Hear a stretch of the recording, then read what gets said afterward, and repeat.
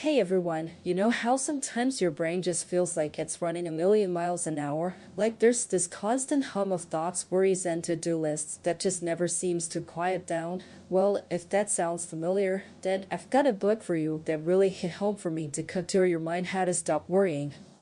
Relieve Anxiety and Eliminate Negative Thinking by Barry Davenport and S.J. Scott. This isn't your typical self-help book. It feels more like a really wise friend giving you practical, actionable advice, and that's why I wanted to share it with you today.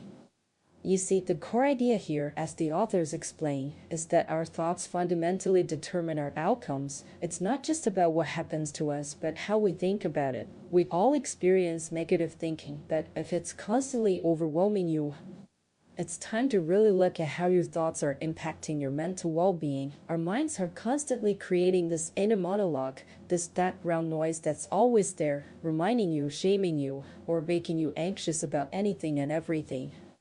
And just like our homes can get cluttered with too many possessions, our minds get cluttered with thoughts. The tricky part, you can't just throw away a thought. It's more like a never-ending game of whack-a-mole where negative thoughts just keep popping back up. So, why are we wired this way? The authors break down four main causes of this mental clutter, and they're incredibly insightful. First up, daily stress. We live in a world of information overload and endless choices, and all this pressure can lead to serious mental health issues like anxiety and depression. They share a powerful example of Dan Harris, the apt news anchor, who actually had a full-blown panic attack on national television because of his high-stress job and self-medication habits. It really drives home how intense and complicated modern life can become, pushing our psyches to find escape ramps. Then there's something called the paradox of choice. This is a concept by psychologist Barry Schwartz, and it basically says that while we value freedom of choice, having too many choices can actually lead to greater anxiety, indecision, and dissatisfaction. Think about a simple trip to the grocery store today. Over 42 zero items in the average supermarket. What used to be a quick trip now involves agonizing over countless options. It's why highly productive people like Steve Jobs, Mark Zuckerberg, and even President Obama famously limit their wardrobe choices. They want to minimize decisions to save mental energy for more important things. Makes total sense, right?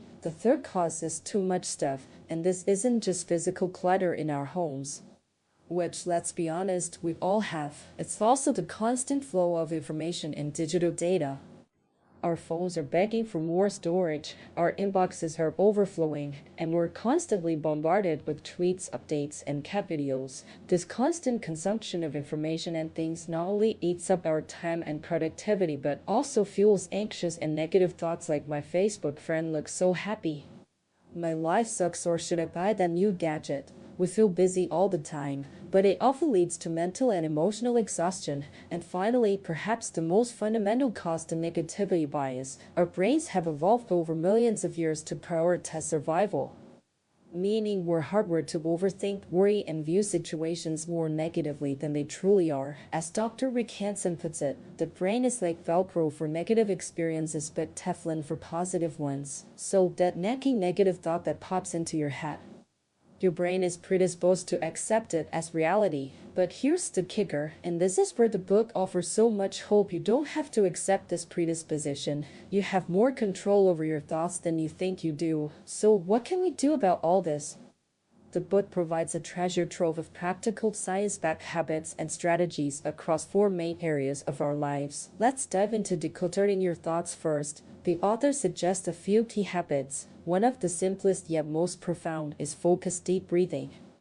You breathe about 20 times a day without thinking about it, but consciously controlling your breath can be your anchor. It's a powerful tool to detach from negative thoughts because it stimulates your parasympathetic nervous system, which reduces your heart rate, relaxes muscles, and calms your mind. What's called the relaxation response. Barry herself practices it several times a day. They even give you a simple 7-step process to get started. Building on breathing, they talk about meditation, which they describe as exercise for your brain.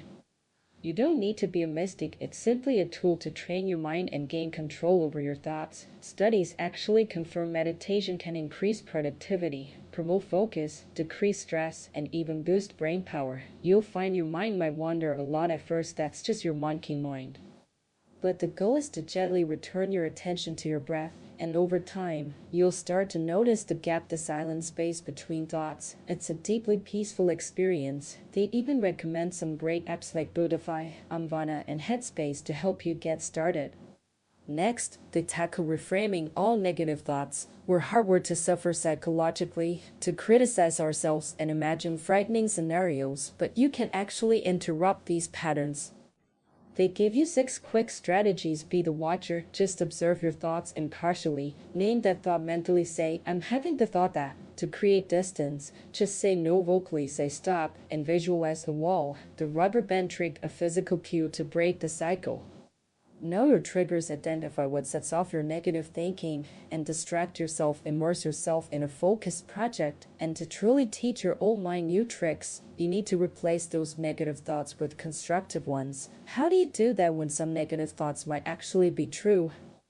They suggest 4 ways. Challenge the thought and replace it, especially all or nothing thinking. Like, if you think you're a terrible writer after one bad review, remind yourself of the 100 positive ones. Practice acceptance instead of fighting a bad situation. Accept it and then determine actions, lessons, or support. Take mindful action. Turn that overthinking energy into action. Align with your values or goals, like writing or playing an instrument. And a really clever one, set a worry timer. Give yourself 10 hours, 15 minutes to fully stress and ruminate. Maybe even journal, and then when the timer goes off, get up and do something distracting. It helps contain the worry. Now, it's not just about your internal thoughts, it's also about decluttering your life obligations. We're often overwhelmed by choices and react to what life throws at us instead of being proactive. The simple solution: define your core values. These are your guiding principles, your compass that helps you make decisions and live in alignment with the person you want to be. Barry, for example, realized freedom and flexibility were core values for her professional life. Making it easy to turn down traditional 9-to-5 jobs, the book guides you through a 6-step process to identify your personal and professional values and see where you might be living out of alignment. Once you have your values, you can clarify your life priorities. They suggest looking at 7 key areas like career, family, health, and spiritual growth, and asking yourself how you ideally want to spend your 100 waking hours a week versus how you're currently spending them. Steve shares how his priorities shifted from career and fitness to family after getting married and having a baby. It's about making conscious choices, even if it means letting go of old habits. And what about goals? The book tackles this beautifully with mindful goal setting. How can you plan for the future while still enjoying the present? The authors believe you can be content and evolving simultaneously. They advocate for quarterly SMFRT goals. SMFRT goals: specific, measurable, attainable, relevant, and time-bound. The genius here is focusing on 3-month goals because, as Steve found, long-term goals can often shift or feel demotivating. Breaking them down into smaller actionable steps and reviewing them daily and weekly keeps you on track. A huge part of this is connecting your goals to your passions. So many people live lives of quiet desperation, feeling unfulfilled and uninspired, especially by their work. Finding work you love frees your mind from oppressive thoughts and energizes you. They outline a 14-step exercise to help you find your passion, starting with writing a vision for your life. Barry's vision is quite inspiring about living authentically and building a flexible career. It's a journey of self-investigation, reading, finding mentors, and most importantly, taking consistent action. As author Greg Johnson says, focus on the journey, not the destination. Joy is found not in finishing an activity but in doing it. Let's talk about decluttering your relationships. Relationship problems are a huge source of unhappiness and mental clutter. We replay unpleasant conversations, create false narratives, and feel drained. But high-quality relationships are also a fundamental component of long-term happiness. The Harvard Study of Adult Development, one of the longest studies ever, found unequivocally that close relationships and social connections keep you happy and healthy. The key, the authors say, is not just having relationships, but having high-quality ones, and the best place to start changes is within yourself. Because you can only control your own reactions and interactions. They suggest being more present in your relationships. This includes empathic listening, truly listening without interrupting or judging, mindful speaking, choosing your words carefully, aiming for 5 positive interactions for every negative one, as Dr. John Gottman suggests. And even loving kindness meditation, cultivating warmth and compassion towards others, which surprisingly reduces perceived hostility and boosts positive emotions. Another big one, ending comparisons to others. We all do it, right? Why can't I be as smart as my friend?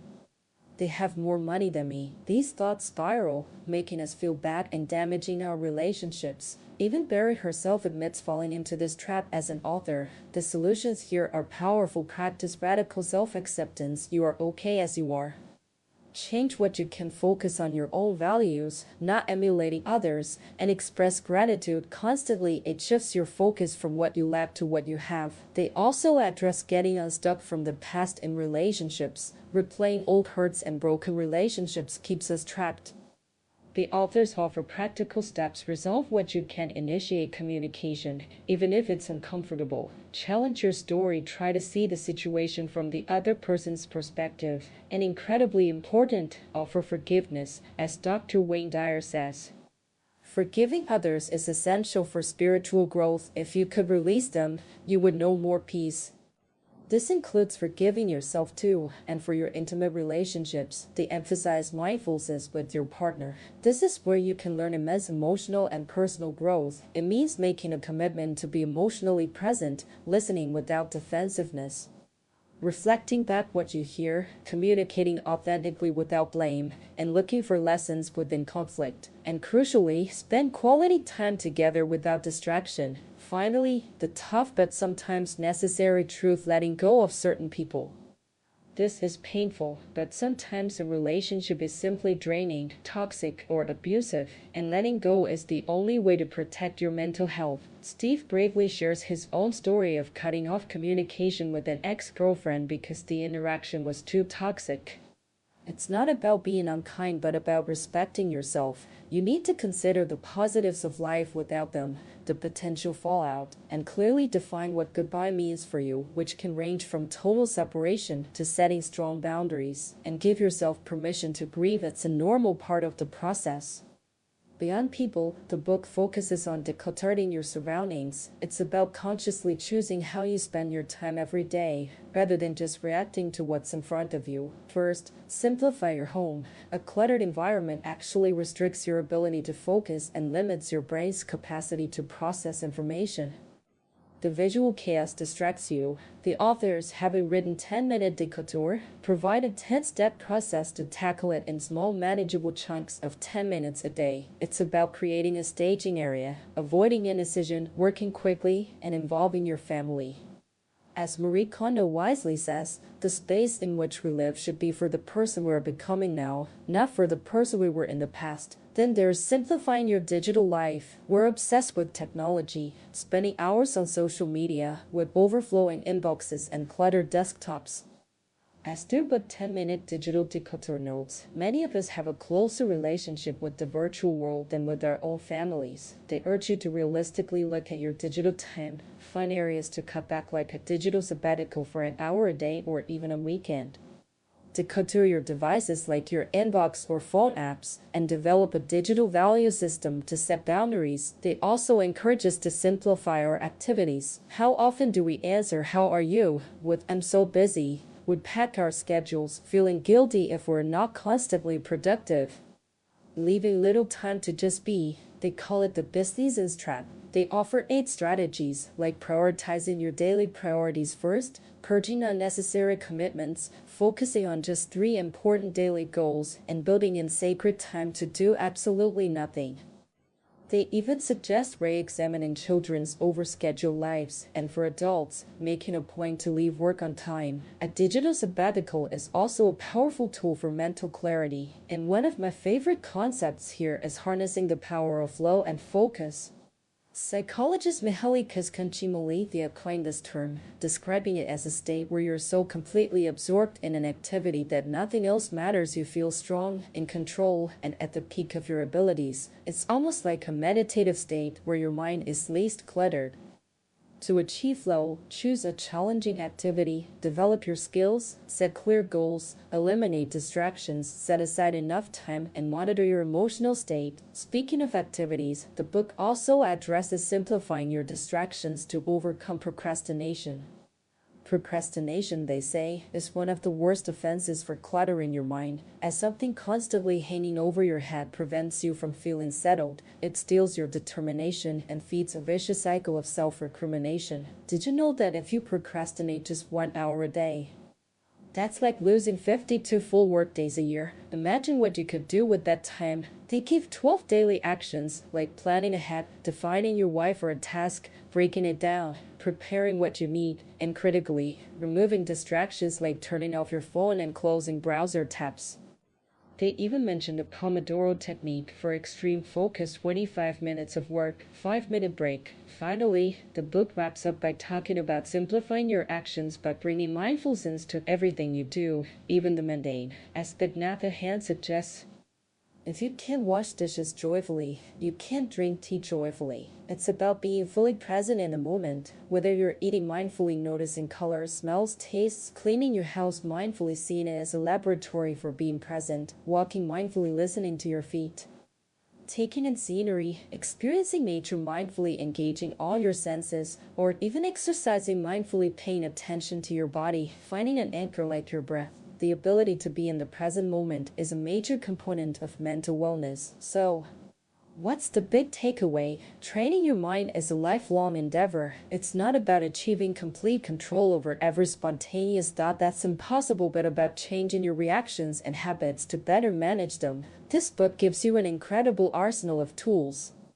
When you learn to detach from intrusive thoughts, reframe negativity, align with your values and passions, simplify your life and surroundings, embrace the present, and tackle procrastination, you free up immense mental space. If you're wondering where to start, the author suggests beginning by defining your core values, life priorities, and goals. This foundation helps you identify where your most disruptive mental clutter lies. And don't forget to keep a journal to document your progress and feelings. It's a huge motivator. The less time you spend in your head with negative thoughts, the more time you have to truly live and enjoy the present moment, which is the only true reality. This book offers a profound path to inner peace and happiness in our chaotic modern world. I really encourage you to pick it up.